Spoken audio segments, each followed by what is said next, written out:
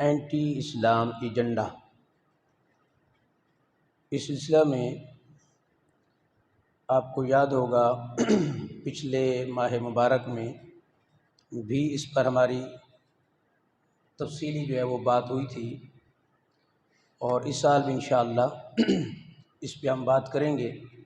اگرچہ بہت تفصیلی موضوع ہے اور اس کے اندر کوئی ایک ایسا ایجنڈا نہیں ہے کہ جو آپ کے سامنے بیان کر دیا جائے، بہت سارے اس کے نکات ہو سکتے ہیں۔ انشاءاللہ آگے ہمارے کئی ایسے موضوعات ہیں جو صرف اسلام پر ہیں، اس میں بھی انشاءاللہ ہم اس کو مزید بھی بیان کریں گے۔ ایک تو یہ ہے کہ ویسے تو اگر اس کو شروع کیا جائے تو رسول اللہ صلی اللہ تعالیٰ علیہ وآلہ وسلم کے مبارک زمانہ سے ہی یہ سلسلہ جاری تھا، اور خصوصاً آپ کے بظاہر پردہ فرما جانے کے بعد جو اسلام کے خلاف سازشیں ہوئیں وہ تاریخ کا حصہ ہے۔ اور پھر خصوصاً حضرت عثمان غنی رضی اللہ تعالیٰ عنہ، پھر مولا کائنات شیر خدا رضی اللہ تعالیٰ عنہ کے عہد خلافت میں، پھر اس کے بعد حضرت سیدنا امام حسین رضی اللہ تعالیٰ عنہ، اس کے بعد تک وہ سلسلہ جاری رہا۔ وہ خیر ایک بہت لمبی تاریخ ہے، ہم وہاں تک جائیں تو پھر تو کئی دن چاہیے ہمیں، لیکن فی الحال جو ہمارے سامنے معاملات ہیں وہ میں آپ کے سامنے رکھنا چاہتا ہوں کہ اینٹی اسلام ایجنڈا میں کیا کیا چیزیں شامل ہیں۔ ان کی تعداد بھی اتنی زیادہ ہے کہ ان کو بھی آپ ایک درس کے اندر بیان نہیں کر سکتے۔ سب سے پہلی بات یہ ہے، آپ کو اچھی طرح یاد ہوگا پچھلے سال بھی میں نے عرض کیا تھا کہ کسی بھی قوم کے جو نوجوان ہوتے ہیں، جو ان کی یوتھ ہوتی ہے، وہ خاص اہمیت کی حامل ہوتی ہے، اور اللہ کے فضل و کرم سے ہمارے ملک پاکستان میں جو یوتھ ہے، نوجوان ہے، وہ بہت بڑی تعداد کے اندر ہے۔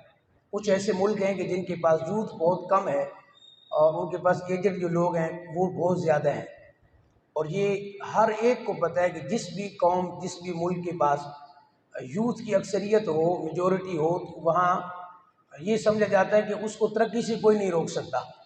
ہمارا اللہ کا فضل ہے کہ زیادہ جو میجورٹی ہے، شاید میں نے پچھلی دفعہ عرض بھی کیا تھا، وہ نوجوانوں ہی کی ہے۔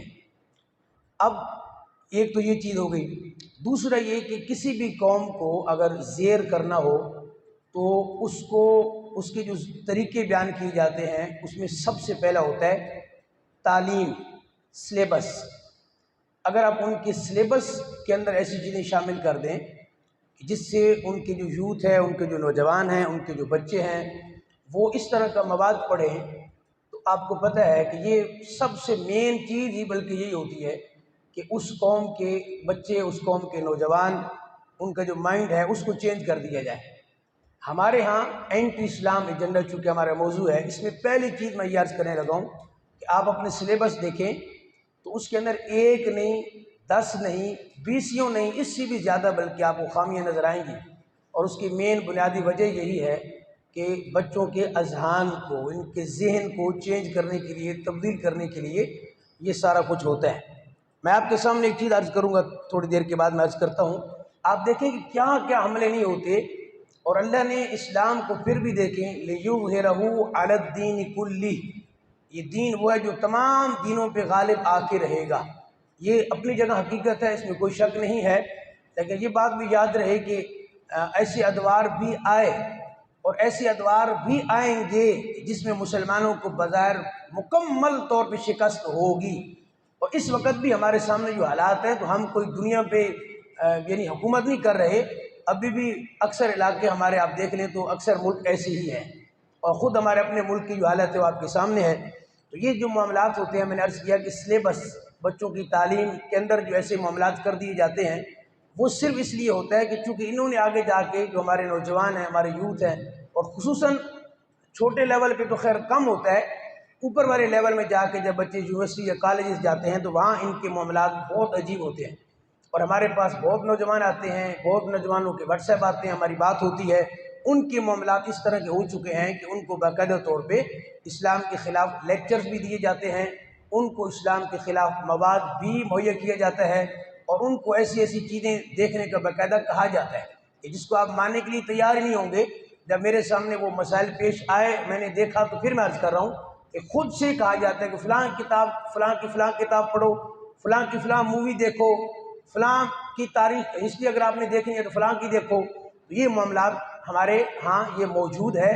اور ایتھیزم کے سلسلے میں نے عرض کیا تھا، جب ہمارے ملک کے اندر یہ انہوں نے ایسوسیشن بنائی، اس کے اندر اکثر جو نوجوان شامل ہوئے وہ یونیورسٹیز کے ہیں، جن کی تعداد خطرناک حد تک بڑھتی جا رہی ہے، اس میں کوئی شک نہیں ہے۔ اور اس سے زیادہ افسوس کی بات یہ ہے کہ ہمارے ممبر و محراب سے اس کے خلاف کوئی 0% کام ہو رہا ہے، 0% جس کو آپ کہتے ہیں کہ ان کے خلاف 0% کام ہو رہا ہے۔ باقی فرقہ واریت پہ بات ہوتی ہے، اور باقی جو ہمارے جزوی اور فروعی معاملات ہیں اس پہ تو بات ہوتی ہے، لیکن اس پہ بات نہیں ہو رہی۔ میں نے بڑے بڑے علماء سے بات کی ہے، لیکن اس پہ ابھی تک بات نہیں ہو رہی، حالانکہ بات کرنی چاہیے۔ نوجوان ہمارے ہیں، بچے ہمارے ہیں، جا وہ کہیں اور رہیں۔ اور آپ کو یہ بھی معلوم ہے کہ اب جو جنگ ہوگی وہ عموماً ایسی ہوتی ہے، 5th وار جو آپ کہتے ہیں، تو وہ ایسی ہی ہے کہ آپ کی فکری، آپ کی نظریاتی یہ والی جنگ اتنی خطرناک ہے، یہ ایٹم بم سے زیادہ خطرناک جنگ ہے، کہ جس میں آپ کسی قوم کے بچوں کے اذہان کو، ان کے مائنڈ کو، ان کے ذہن کو تبدیل کر دیتے ہیں۔ اس پہ کام بھی نہیں ہو رہا، اور دوسری طرف سے بہت زیادہ کام ہو رہا ہے۔ اور ایک نہیں، یقین جانیے میں آپ کے سامنے کئی چیزیں عرض کر سکتا ہوں، وقت ہمارے پاس چونکہ کم ہوتا ہے، جس میں ہر تحریک اور سمجھ لیں کہ ہر مذہب اور مذاہب کے علاوہ بھی جو لوگ ہیں وہ تمام کے تمام حضور کی اس حدیث کی طرف اشارہ ہے جو آپ نے فرمایا تھا کہ میری امت پر ایک ایسا وقت بھی آئے گا کہ وہ جیسے پلیٹ میں کھانا ہوتا ہے اور سارے ارد گرد بیٹھ کے اس کو کھاتے ہیں، میری امت کی مثال ایسی ہوگی۔ اور آج بھی ہمارے سامنے مثال ہے کہ ہر قسم کے جو لوگ ہیں وہ اسلام کے خلاف ہی متحرک ہیں، اور ہم اتنی ہی جمود کا شکار ہیں۔ ہمارے ہاں جو کام ہونا چاہیے وہ نہیں ہو رہا، اور جو نہیں ہونا چاہیے وہ ہو رہا ہے۔ جہاں ہمارا انویسٹ ہونا چاہیے پیسہ وہاں نہیں ہو رہا، اور جہاں ہونا چاہیے یعنی جہاں ہونا چاہیے وہاں نہیں ہو رہا، اور جہاں نہیں ہونا چاہیے وہاں ہو رہا ہے۔ یہ ایک علیحدہ موضوع ہمارا ہے، اس پہ بھی کبھی انشاءاللہ آگے چل کے ہم اس پہ عرض کریں گے۔ اب آپ دیکھیے، آپ کہیں گے ایسا کیسے ہو سکتا ہے، تو میں آپ کو ایک چیز دکھاتا ہوں، میرے سامنے یہ موجود ہے۔ یہ پشاور ہائی کورٹ میں یہ شاید پچھلے سال کا واقعہ تھا۔ دیکھیں سلیبس کے اندر کیسے چیزیں چینج ہوتی ہیں، اور بچوں کے جو ذہن وغیرہ ہوتے ہیں وہ کیسے چینج کر دیے جاتے ہیں۔ تو یہ واقعہ پچھلے سال کا تھا، اور اس میں کیا کیا کہ ہمارے ہاں ایک لفظ ہوتا ہے مال غنیمت، اور اس پہ قرآن مجید کی آیات موجود ہے مال غنیمت پہ۔ ایک مال غنیمت ہوتا ہے، ایک مال فے ہوتا ہے۔ مال غنیمت وہ ہوتا ہے کہ جس میں آپ کسی جنگ میں جاتے ہیں، آپ کو اللہ فتح عطا فرماتا ہے، کافروں کا مال آپ کے ہاتھ آتا ہے، اس کو مال غنیمت کہا جاتا ہے۔ مال فے وہ مال ہوتا ہے کہ جس میں جنگ کیے بغیر اگلا جو آپ کا دشمن ہے، کوئی بھی جہاں پہ آپ جنگ کرنے جا رہے ہیں، وہ بغیر کسی جنگ کے وہ مال اپنے پیش کر دیتے ہیں، وہ مال آپ کے ہاتھ میں آ جاتے ہیں، وہ مال فے ہوتا ہے۔ اس پر قرآن کی کئی آیات موجود ہیں۔ اب مسئلہ یہ ہے کہ مال فے یہ نہم اور دہم کی اسلامیات کی کتاب تھی، اس کے اندر آپ اندازہ لگائیے ذرا، یہ ہائی کورٹ میں باقاعدہ یہ کیس پیش ہوا تھا۔ انہوں نے اس کو کیا کہا؟ لوٹ مار۔ مال غنیمت کو کیا کہا؟ لوٹ مار، جس کو باقاعدہ قرآن کی آیات بیان کرتی ہیں، یعنی جس کو آیات بھی بیان کرتی ہیں، اور باقاعدہ طور پہ حضور کا عمل اس پہ رہا، اصحاب کا اس پہ عمل رہا۔ مال غنیمت کی ایک باقاعدہ تقسیم قرآن مجید کے اندر موجود ہے، 10ویں پارے کے اندر آپ کو پوری تفصیل مل جائے گی، سورہ انفال کے اندر آپ کو تفصیل مل جائے گی۔ اسی ہمارا ملک اور ہمارا جو ہے وہ ہمارے سکولز، ہمارے بچے، اور کیا پڑھایا جا رہا ہے؟ مال غنیمت کی جگہ لفظ اس مال غنیمت کو مٹا کے ختم کر کے لوٹ مار۔ پھر جب یہ کیس پیش ہوا تو ہائی کورٹ کے جج نے کہا کہ یہ تو سارے غزوات پہ آپ نے پانی پھیر دیا، جتنے بھی غزوات تھے آپ نے ایک لفظ میں اپنے بچوں کو وہ ذہن دے دیا کہ آپ نے سارے غزوات پہ پانی پھیر دیا۔ تو میں نے عرض کیا کہ اینٹی اسلام ایجنڈا میں پہلا جو ہمارا پوائنٹ ہے وہ یہ ہے کہ ہمارے اسکولز، کالج، یونیورسٹیز کے جو بچے ہیں ان کا ذہن چینج کیا جا رہا ہے، اور کس کے ذریعے؟ سلیبس کے ذریعے۔ کس کے ذریعے؟ لیکچرز کے ذریعے۔ کس کے ذریعے؟ موویز کے ذریعے۔ اور اب تو اور آسان ہو گئے، اب تو جو بچہ کہے کہ میں نہیں جانا چاہتا، یا والدین کہیں کہ چلو ہم اس کو نہیں بھیجتے، تو سوشل میڈیا نے اور کام آسان کر دیا، گھر بیٹھے آپ کے پاس مواد پہنچ جاتا ہے۔ تو اینٹی اسلام ایجنڈا میں پہلا جو ایجنڈا ان کا ہے، جو اسلام مخالف قوتیں ہیں، اچھا کچھ یہ بھی ہوتے ہیں کہ جگہ میں گیا تو انہوں نے کہا جی یہ مسلمانوں کو ویسے ہی بیچاروں کو یہ ہر دوسرے دن یہ مسئلہ ہو جاتا ہے، ہمارے خلاف تحریکیں چلی ہوئی ہیں، یہ مسلمانوں کو ویسے ہی مسئلہ ہو جاتا ہے۔ تو میں نے کہا افسوس تو یہ ہے کہ ہم اپنے جو مواد ہے ہم تو اس سے دور ہیں. ہمارے پاس اتنا وقت نہیں ہے کہ ہم اپنا مواد پڑھ لیں. ہم غیروں کا مواد کب پڑھیں گے؟ وقت ہمارے پاس نہیں ہے اور مطالعہ کو ٹائم ہم نہیں دیتے، ریسرچ اور تحقیق ہم نہیں کرتے، اور جو آپ کو بتا رہے ہیں اس کو آپ کہہ رہے ہیں کہ جی یہ ہم ویسے ہی ہفتے بعد ہمیں کچھ ہو جاتا ہے. ایسا کیسے ہو سکتا ہے؟ تو ہو سکتا ہے. آپ کو میں ایک اور چیز بتاتا ہوں، آپ حیران ہو جائیں گے کہ ایسا بھی ہو سکتا ہے. ہاں جی ایسا بھی ہو سکتا ہے، اور اس سے بڑا بھی ہو سکتا ہے، اور اس سے بڑا ہوگا. اس لیے کہ اللہ کے محبوب نے پہلے فرما دیا. چلو میری بات پہ یقین نہ ہوگا، کسی اور کی بات پہ نہیں ہوگا، تو باب الفتن کی حضور کی حدیث اٹھائیں نا ذرا چیک کیجیے اس امت کے ساتھ ہونے والا کیا ہے. وہ سارے فتنے باب الفتن کی حدیث کے اندر موجود ہیں. فرمایا اس طرح ان کے اوپر ساری قومیں آئیں گی مل کر، جیسے پلیٹ میں کھانا ہوتا ہے اور سارے ارد گرد بیٹھ کے اس کو کھاتے ہیں. امت مسلمہ کے ساتھ یہی ہوگا. اور آج آپ دیکھیں جو بلاک بنتے جا رہے ہیں وہ ہمارے سامنے ہے. اب آپ دیکھیں کہ آپ کہیں گے یہ کیسے ہو سکتا ہے. امریکہ کے اندر دیکھیں ذرا، ایک باقاعدہ طور پہ یہ آپ گوگل پہ جا کے سرچ کر کے اس کو تفسیر کے ساتھ آپ پڑھ بھی سکتے ہیں. وہاں انہوں نے ریڈیکل اسلام باقاعدہ طور پہ ایک تنظیم بنائی ہے، اور ان کا اگر منصوبہ جات چیک کریں تو آپ دنگ رہ جائیں گے کہ اسلام کے خلاف اتنی تیاری، اسلام کے خلاف اتنی منصوبہ بندی، اور ہم آنکھیں بند کر کے بیٹھے ہوئے ہیں. ہم سمجھتے ہیں کہ چونکہ میں نماز پڑھتا ہوں تو میں بڑا کام کر رہا ہوں.